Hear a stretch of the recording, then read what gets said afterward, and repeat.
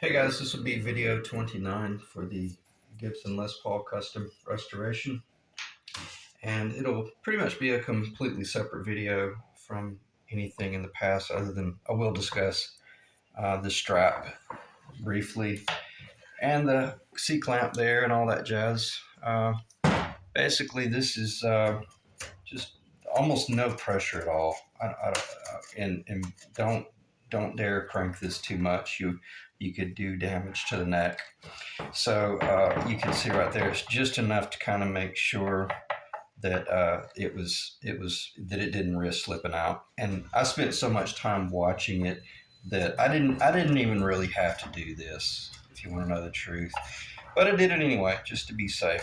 So anyway, I'm gonna go ahead and pull that. Oh, let me check the video, make sure it's rolling. Everything's here. I'm trying to move the camera around a little bit. I've watched some of the videos on YouTube, and I think what happens is once you upload the videos, they actually get compressed a little bit, and the outer area that is exposed on the original recording gets compressed, and in other words, outside perimeter gets lost a little bit. So that might be what happened in some of the videos where I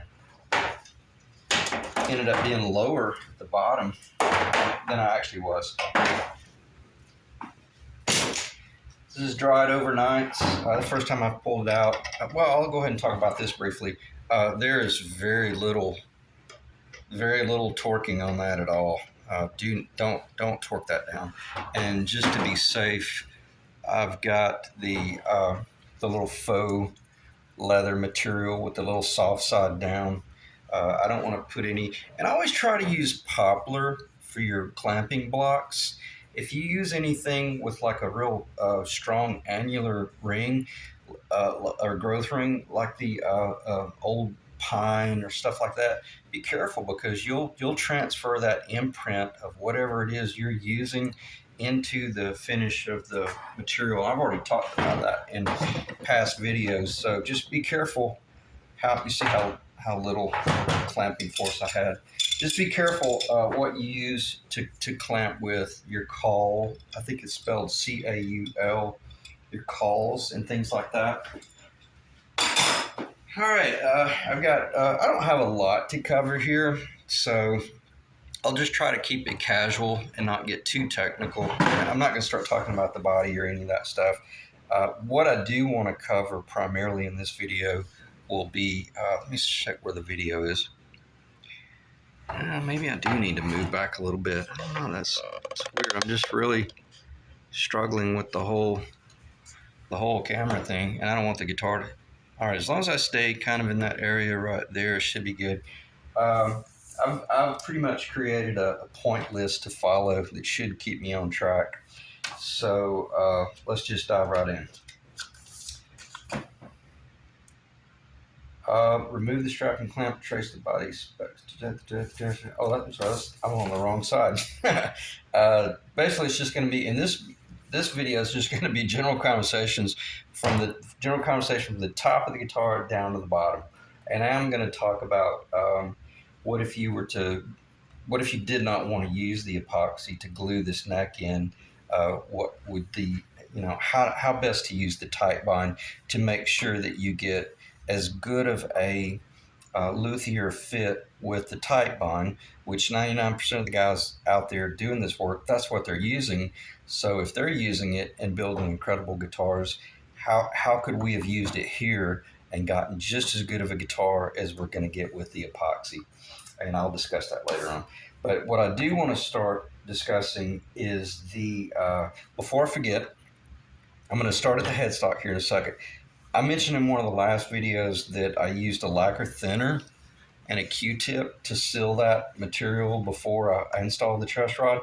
I misspoke there. It was actual nitrocellulose lacquer right out of the can that I took a Q-tip, dipped it in the can, and kind of rubbed and completely covered that entire surface, that route, so that all of the wood is sealed and even up here in this area so that no moisture could attack.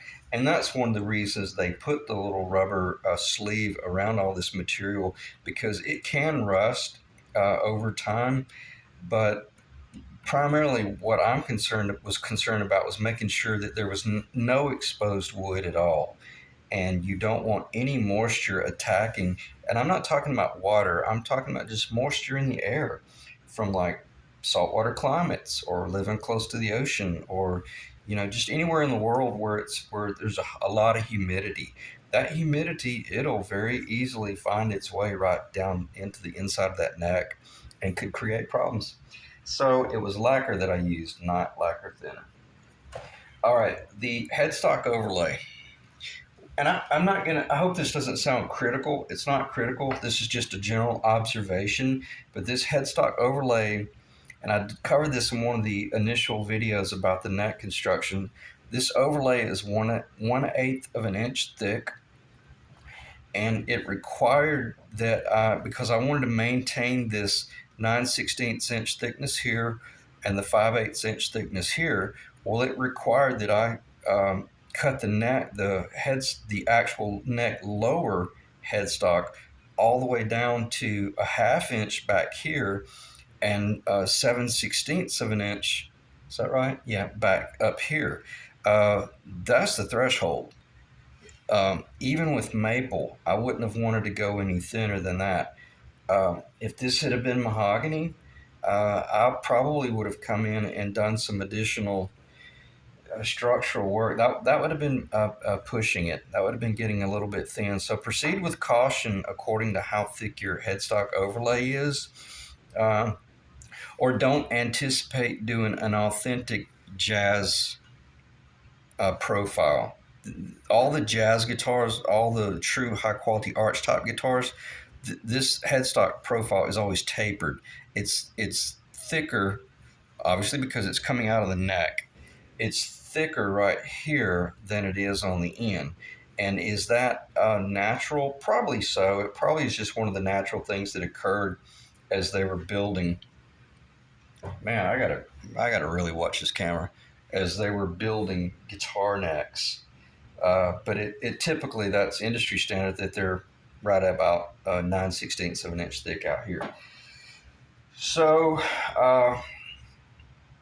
where I'm going with this, if you had have taken this Vulcan fiber at 1/8 of an inch thick on the top, and then glued it with an inferior, even if it was a woodworker's glue, but it was an inferior glue, and you did a really poor job clamping it, and you almost created a rubber gasket in there, and then you've got a super thin headstock back here, uh, you've um, you've kind of created that beautiful disaster thing. Because what's going on is, from a tonal from the tonal standpoint, I gotta watch this guitar. You got three different things going on here that you've created. You've got the maple, which is good, or you got the mahogany, which is fine, which is good in its own right. But then you've got this rubber gasket that you created with this inferior water-based glue, and then you've got this 1/8 inch thick material up here that was never ever designed to have acoustical qualities. But by using the epoxy, I was able to turn this into one component, and now the epoxy is actually helped the Vulcan fiber become part of the maple. So now I got a real bright tonal response. And some people would be thinking, oh, that's not important. Yes, it is. And I'm not even going to go there. It's insanely important that you have nice trend. It's just as important as the nut, or it's just as important as the installation of the fret in the fretboard. I even epoxy my frets in, and other guys do that. But man, when you hear the tonal aspects of that later on, you'll see the difference. So we're doing all this master level work. Once that string comes across that nut and hits that tuner post, and transfers into that tuner post, which transfers out into the, this is not one, but like into the face washer, the nut, and all that jazz. Every bit of those little components affect the tone, or they kill the tone. Like if you had an inferior water-based glue between that, any tonal transfer that was going from the string to the post to the ferrule to the face washer and then hit the Vulcan fiber, and the Vulcan fiber is doing everything it can to transfer the tone, and then all of a sudden it hits a rubber gasket. In the story, it all has to transfer back down through the post to the tuner body and stuff like that. So what we're trying to do, we're trying to make certain that we've got an incredible end result, and different species working together to create the best tone we can.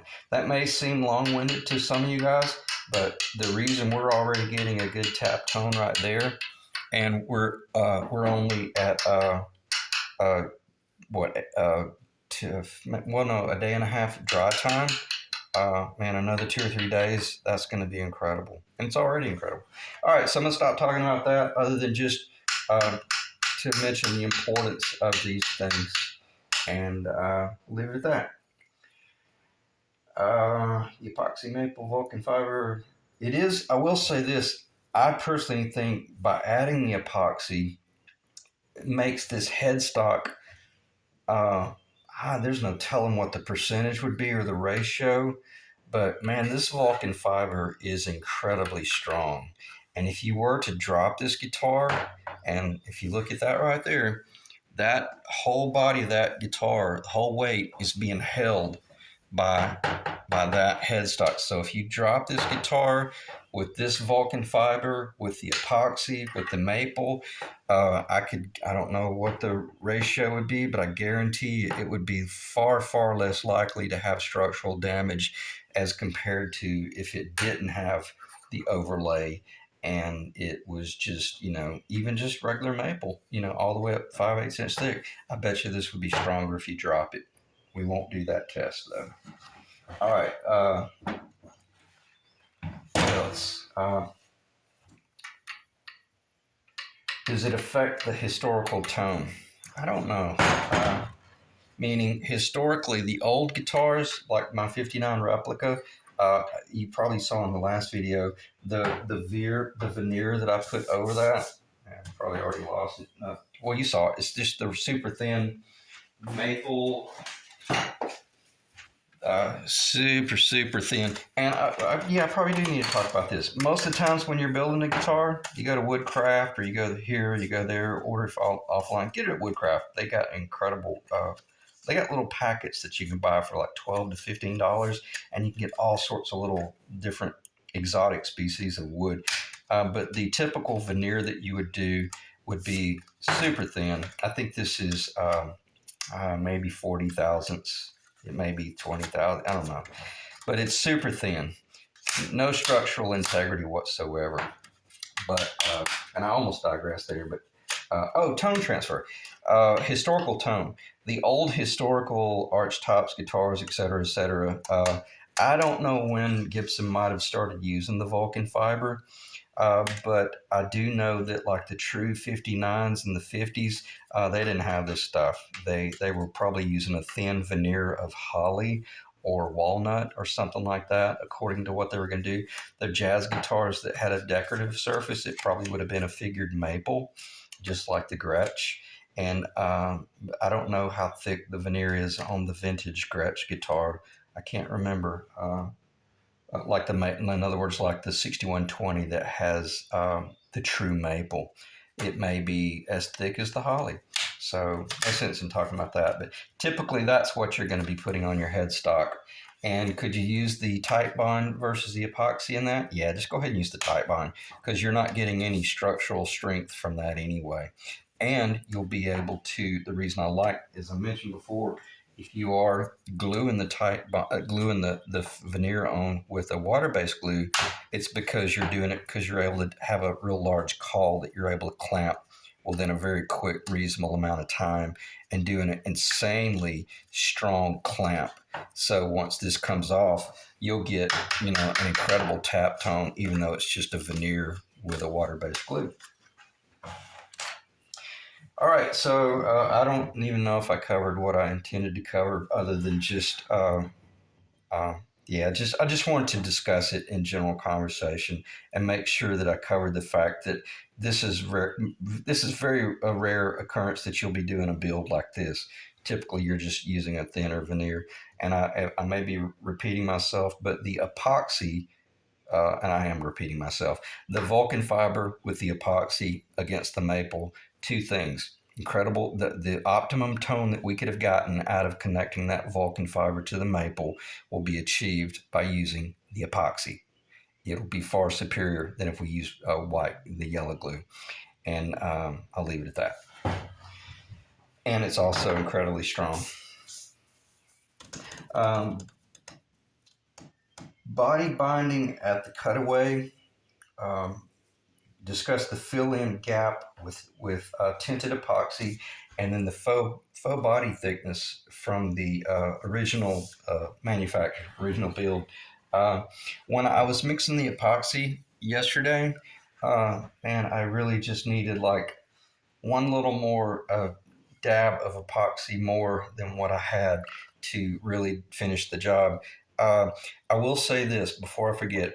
When I pulled it out the second or third time and added the epoxy on that surface right there, and I know for a fact I had plenty of epoxy over here, and I even remember thinking in the back of my mind as I was doing that, I thought, even if I don't have any epoxy squeeze out right here, doesn't matter. Mind the camera. I can fill that in later. What was most important to me is that I got a little bit of epoxy, just enough epoxy on the number 5 and the number 6 side of the neck to physically glue it to the body. That was far more important than filling in that gap. That's achievable later on.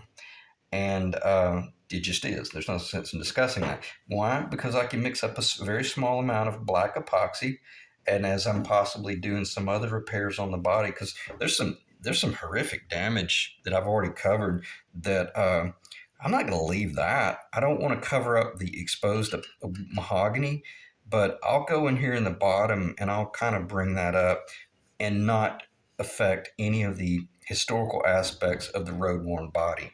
But right now, it's an unfinished repair. Does it have to be shiny and black and all that jazz? But anyway, I just want to make sure that I cover that I was right at the threshold of it would have been nice to have had just a little bit more squeeze out. Then I could have, just leveled that dried epoxy off and been finished. But this created a little bit extra step that I'll do some more epoxy work. And what I'm going to do with this, there's no sense in really talking about this other than the fact that it turned out incredibly well. And it did not move. It did not swell. It did not go anywhere. Period. I mean, it did not move. And I just thought of something as I saw this. I had mentioned in the last video, it wasn't the end of the world if this pitch was a little bit funky and you had a little bit more. Let's say you had a gap up here, and you it was nice down here, but then that black epoxy would squeeze out right there. This is all hypothetical. If it had of, then it wouldn't have mattered. You could have come back with a razor blade within 3 to 6 hours is when you should do it, because that epoxy is still soft enough that you can take a real fine chisel and you can cut a perfectly clean corner. If you wait for 24 hours, you better be prepared to do some paint touch up. And I'll just stop talking about that. But just know the material that you're working with, and see, if you were doing all this with Titebond, you wouldn't have been able to do that. You'd have a very visible area, or you would have an inferior join where now you got a little bit of a rubber gasket there by using the Titebond. Now, I'm about to go into the discussion of what if you just don't want to fool with epoxy? What if you hate the idea of getting some sort of hot chemical on your skin that's hazardous and dangerous, and I get that, and I actually respect that. That's wise that you think that way, and you just want to work with the water-based material. We all know that 99% of the builders out there are using the tight bonds, and they're getting incredible. Wow, that sounds good. That sounds better than I was expecting. And they're getting incredible results with tight bond. I don't even know of anybody that's using epoxy to build their guitars. So maybe I'm the only one. Anyway, so I'm going to transition from. I needed just a little more epoxy, but it's not the end of the world because I can come in and not just that area, but there's also like an area. Let's see if that's in the camera. Okay, yeah, right here. There's a deep void. There's a deep trench right here. There's a deep trench right there. There's a very deep trench right here and here, and I don't want to lose. I love seeing the mahogany, the old road worn, chipped off paint mahogany. Don't want to lose that. That's very cool. But the fact that there's a huge cavern there, a huge trench, that's an unfinished repair. So I've got to make sure that I fill that in at the base, but not paint over this mahogany. And also, from a standpoint of our original agreement, we didn't want to lose that road worn look. And also, I don't want to do 3 days worth of faux work either. If he wanted to do that stuff later on, then he can paint that, or someone else can paint that, or the next owner. But there will be things like when I mentioned the faux paint work earlier from the manufacturer. You would look at this guitar and you would think, okay, well, it's a 1/4 inch binding there and a 1/4 inch binding there, and it is on the back. Well, slightly, it's right at a quarter. It's slightly over, but in actuality, what happens is somehow or another they applied some sort of tape, or it got cut at a quarter, and then it was sprayed so that this visual thickness here is not deceptive. It's just manufacturing. It's mass manufacturing. That's how you do things. It looks incredible. It did not affect the tone, and it created a top binding visual that appeared to be a quarter when actually the binding was actually a little bit tall. Excuse me, a little bit taller. So, is it the end of the world? Of course not, man. It's it's a Les Paul. Enjoy it. But nonetheless, I'll have to determine how I go about creating that original thinner looking binding, and I probably will have to do a lot of black painting there to make that work. Anyway, I don't want to start talking about that. I shouldn't have even gone there. That was probably more information than was necessary. So let's say you don't want to work with epoxy. How would you have made that join? You've already seen all the videos about how I actually did the join, how I did the fit work, how it was just loose enough that I could manipulate it and do the clocking and do the sanding and the final refined fitment. And it was pretty darn good, other than there was a little bit of a pocket in this area right here. Why was that pocket there? It was not the body. It was when I machined this original tenon at roughly slightly over 1 1/4 inch. When I was fitting the neck in the very first fitment, I wanted to make certain that I got the neck far enough over to that corner. Remember how I said we're engineering everything from this corner and the center line?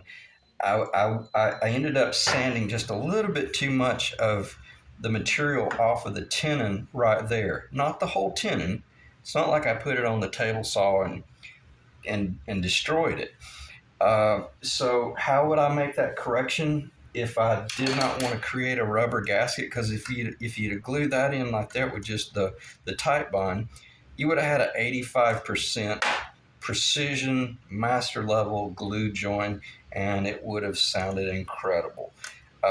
But it would have haunted me, guys like me, because I would have always known that I left 40% of that area right there, or 60% of that area right there, with a rubber join from a water-based glue. So how would you have repaired that?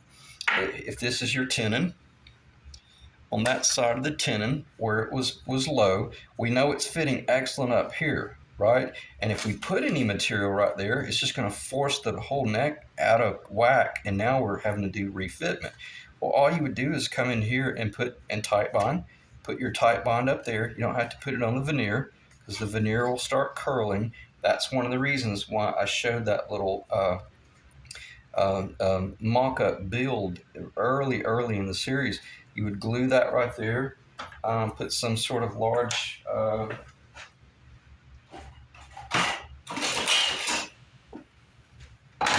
right, put your glue on it, put your veneer on it, put the caul on it, and put a cabinet clamp, put a C clamp.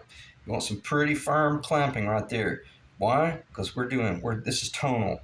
It's important. You don't just put that up there with a little spring clamp. To me, that's not enough pressure. And let that glue, and dry. You want that to be incredibly well.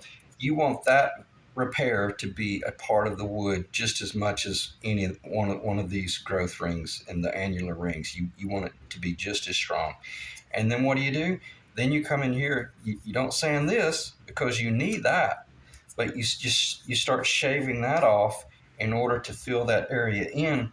And even if you had a little bit of a pocket right there, when I say little, I'm talking 1/1000ths, just minimal. It's not the end of the world, because now the tight bond will glue perfectly right here. Even if there was a little bit of a rough transition, maybe over 1/4 inch, you got a perfect tight bond glue out here on the bottom where you bedded really well on the base side. And then you even got the tight bond joint up there.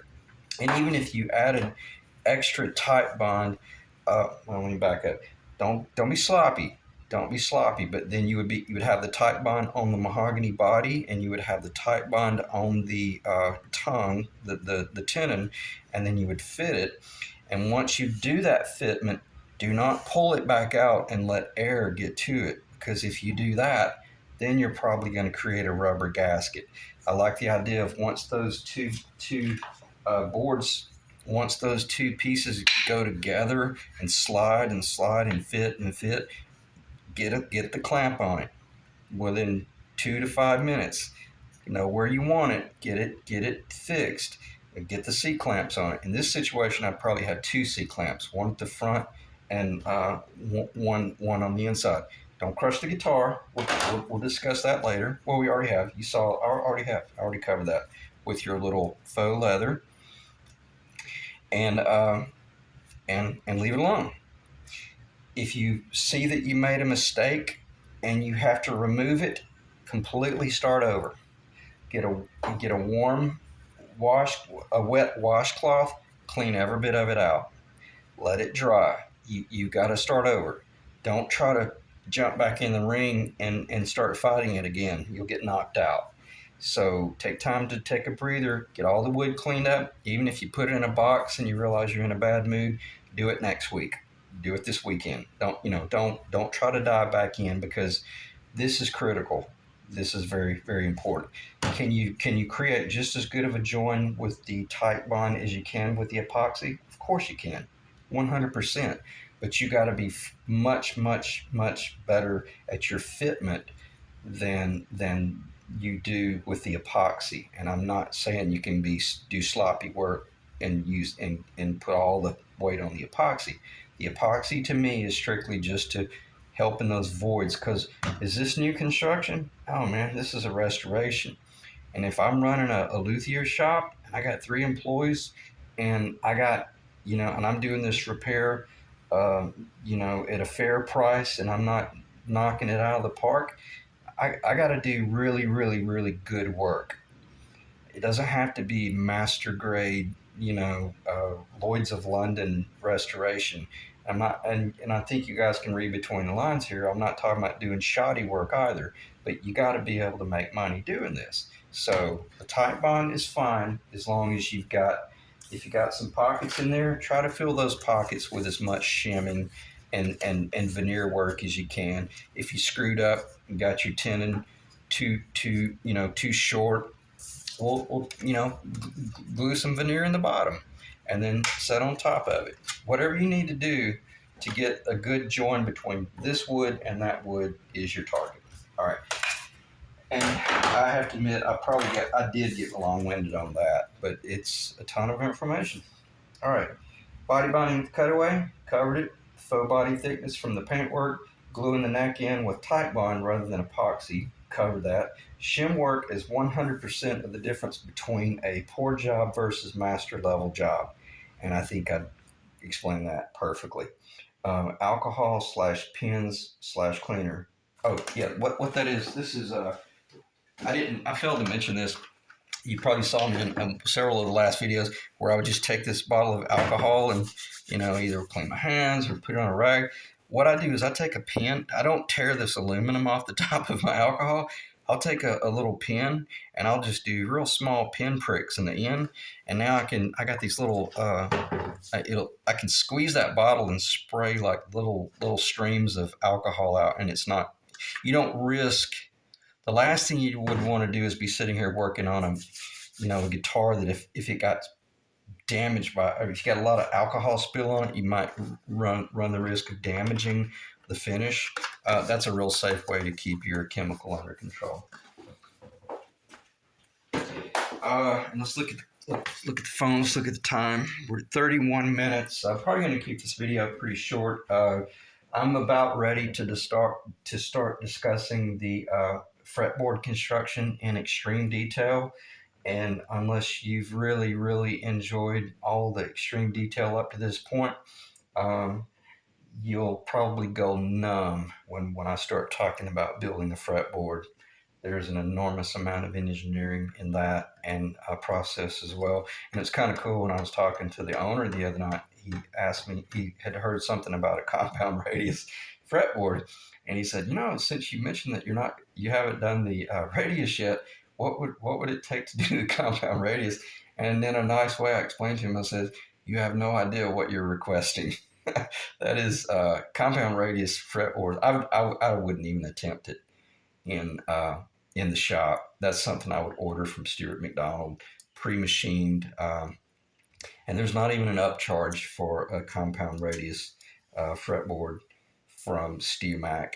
And some of my really, really high-end jazz guitars, when I did a longer scale, like the 25.5-inch scale, I would use the compound radius fretboard. And man, boy, they play great. They are incredible. But if we put a compound radius fretboard on this guitar, probably kill the value of it $1,000. Nobody that plays Les Paul wants to pick up a Les Paul and it play like a Fender.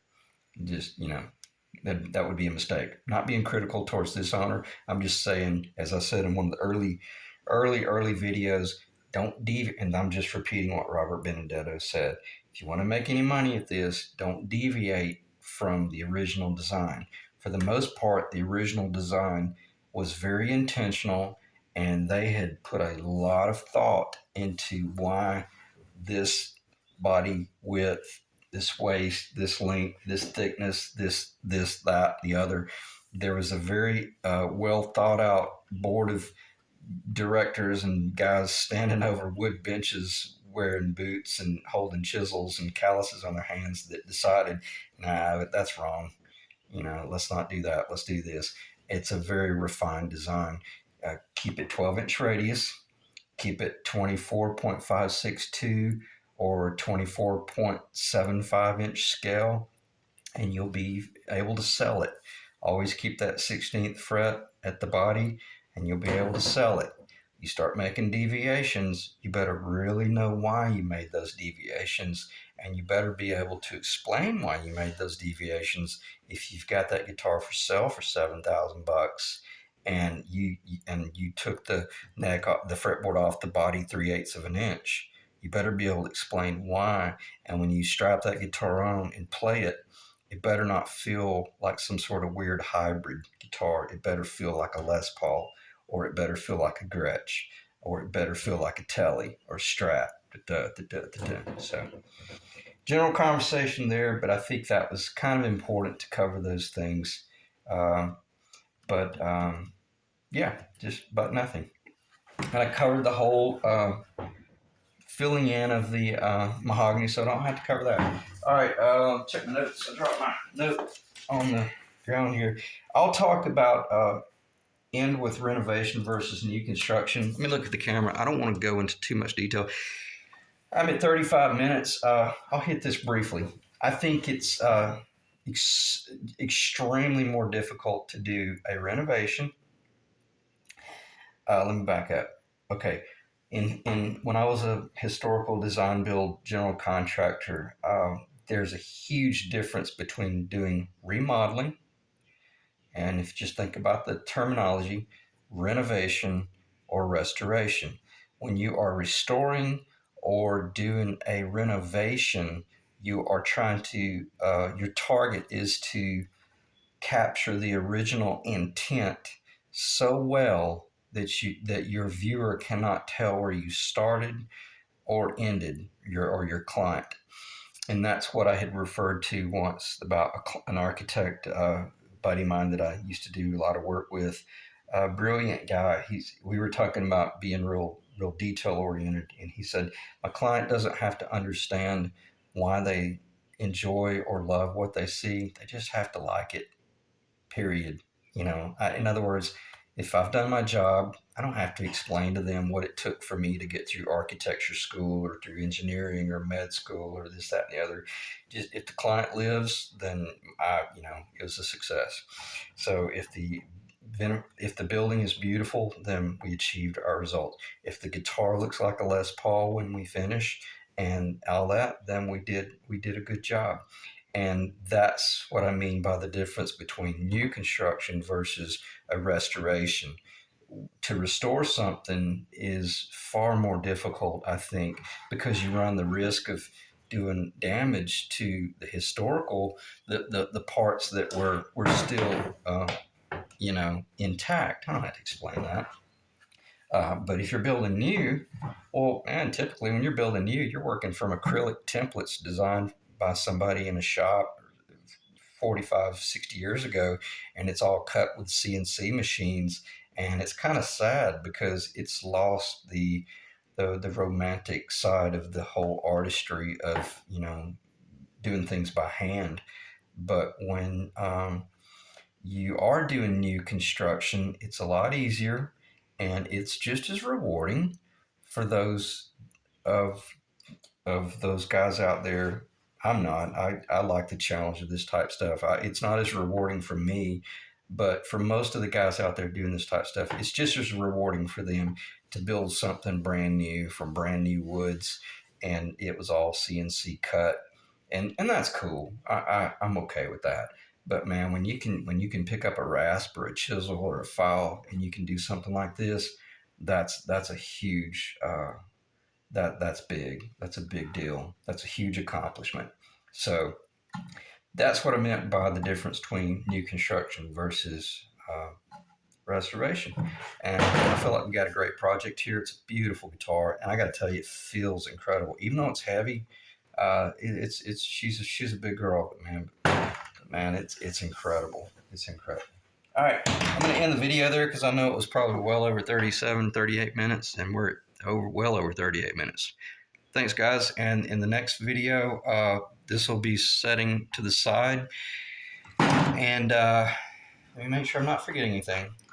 Yeah, I'll go into extreme detail about the fretboard construction because the next thing on the fretboard is the mother of pearl is in, the fretboard is cut, it's tapered, the whole trapezoidal, um, um, everything's pre-cut. I don't have to do any more of that. I just need to start doing the radius work, and then the fit work, and then it'll be ready to be glued on, and a nut and tuners and some strings. All right, thanks, guys.